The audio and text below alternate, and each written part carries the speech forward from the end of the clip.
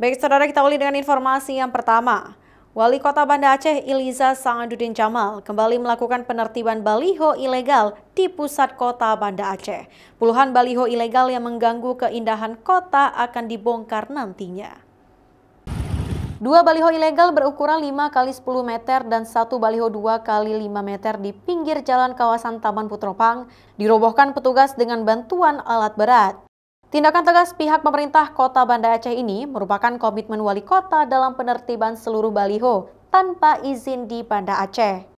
Sebelumnya, pemerintah Kota Banda Aceh sudah memberikan tenggat waktu untuk mengurus izin atau membongkar sendiri. Cukup besar ya kalau kita hitung dari awal mereka pasang, karena memang ada juga yang punya titik, tapi kemudian kan ini persoalannya pengurusan titik dengan pembayaran retribusi kan berbeda institusi gitu ya.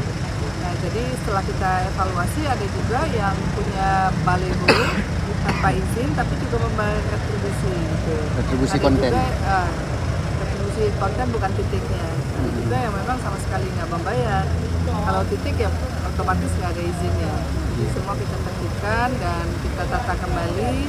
Kita coba lakukan kajian di mana titik-titik yang memang diperbolehkan, tidak merusak keindahan kota, dan di ke depan kita akan buka untuk bisa mengurus izin. Dari total 133 titik baliho ilegal, 23 diantaranya sudah dibongkar.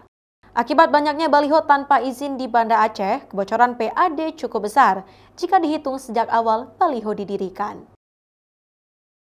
Syahril, Kompas TV, Banda Aceh.